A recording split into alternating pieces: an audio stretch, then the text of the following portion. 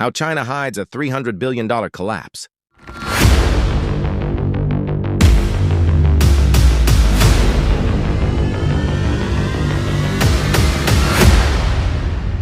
Shenzhen, China.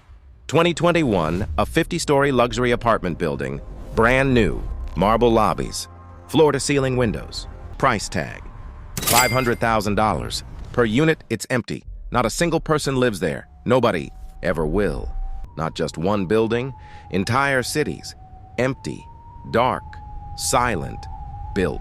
By Evergrande, China's biggest real estate company, $300 billion in debt. Million families bought apartments that were never finished. Life savings, gone.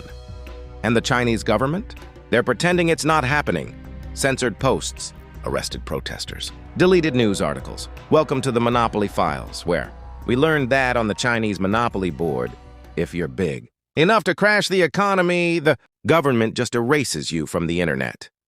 Today, how China built its economy on empty apartments, and what happens when nobody can pretend anymore.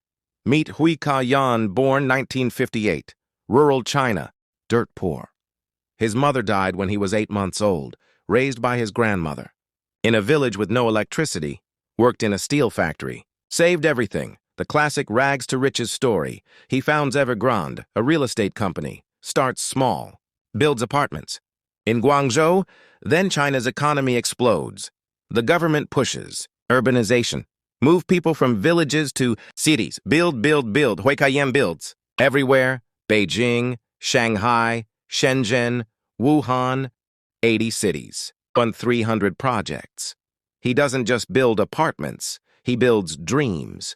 European-style fountains, grand lobbies, names like Venice Gardens and Paris Manor, selling the Chinese dream, buy an apartment. Join the middle class. By 2017, Hui Ka-yan is worth $43 billion, richest man in China, private jets, mega yachts, art collections, and most importantly, connections, Communist Party officials, local governments. In China, you don't get that rich without party approval. But here's what nobody asked. Who's buying all these apartments? Spoiler, nobody. Here's how the scam worked. You're a middle-class family in China. You want to buy an apartment, but Chinese real estate? Expensive. An apartment costs 20 times your annual salary. So Evergrande offers a deal. Pay now. We'll build it later. Pre-sale. You pay 100% upfront for an apartment that doesn't exist yet. Evergrande takes your money, starts building. Then, takes on more debt, borrows from banks, issues bonds, borrows more, uses new debt to finish old projects, uses new pre-sales to pay old debt. That's not a business model. That's a Ponzi scheme. Chinese government gets nervous, issues the 3 red lines. Policy Evergrande violates all 3. Debt to assets, too high. Debt to equity, too high. Cash to short-term debt, too low. Hui Ka-yan tries to raise cash, sells assets, offers discounts, begs. September 2021, Evergrande misses a bond payment. Then another. Official default, $300 billion in debt, the biggest corporate default in history. And those apartments families paid for, never finished. 5 million families, life savings, gone. Their homes, half-built concrete shells. Imagine this. You saved for 20 years, bought an apartment for your family, paid 100% up front, and all you got was an empty concrete box. That's not a financial crisis, that's theft. July 2022, Evergrande. Homeowners snap, protests, outside Evergrande offices. Government buildings, banks, we want our homes. Return our money. Then something unprecedented. They organize a mortgage strike. Hundreds of thousands of homeowners across 300-plus cities announce, we're not paying our mortgages anymore. Why should they pay for apartments that don't exist? Chinese banks panic. Mortgages are defaulting by the thousands. The entire financial system is at risk. And the Chinese government? Cracked down social media posts about Evergrande? Deleted Weibo, WeChat, scrubbed protesters? Arrested journalists covering it? Detained. Try searching Evergrande protest on Chinese internet. Nothing. Western media covering it extensively. Chinese media? Total blackout. Huikayan vanishes. Rumors say, under house arrest September 2023. Confirmed, detained. Suspected of illegal crimes. Translation: you embarrass the party. Now you disappear.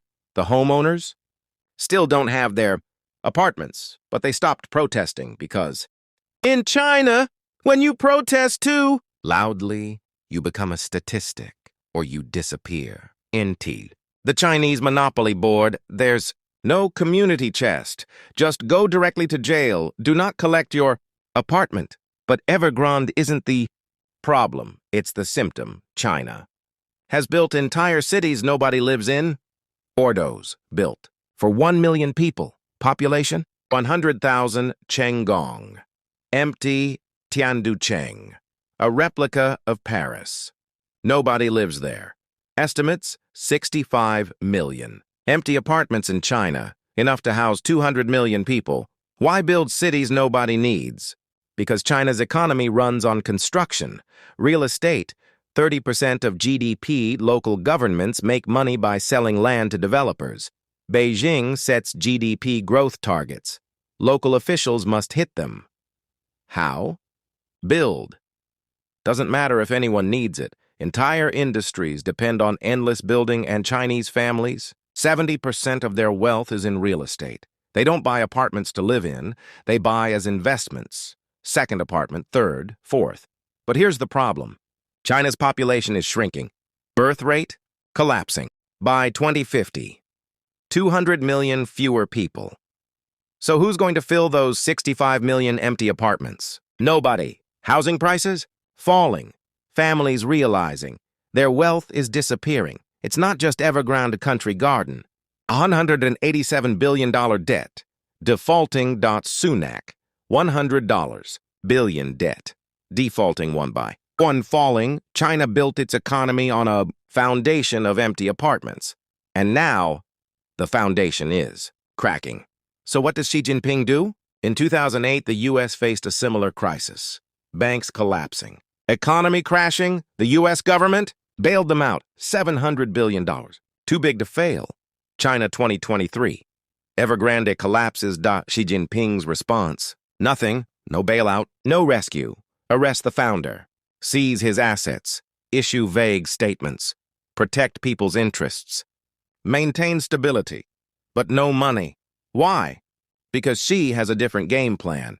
Xi's slogan, common prosperity. Translation, no more billionaires getting too powerful. He's already gone after tech billionaires. Jack Ma disappeared. Now, real estate tycoons. In Xi's China, if you get too rich, too visible, you're a threat. A bailout would save developers, billionaires like Huikayan. But politically, Xi can't be seen helping billionaires, not when millions of ordinary people lost everything, so he's walking a tightrope. Let the developers die, but keep the banks alive. Banks get quiet bailouts. Developers left to collapse, and the homeowners still screwed. The ghost cities still stand empty, useless. Monuments to waste, because on the Chinese Monopoly Board, Xi controls the bank, and he decided, let it burn, but don't let anyone see the flames. So why should you care? Because China is 30% of global growth. If China's economy crashes, everyone feels it.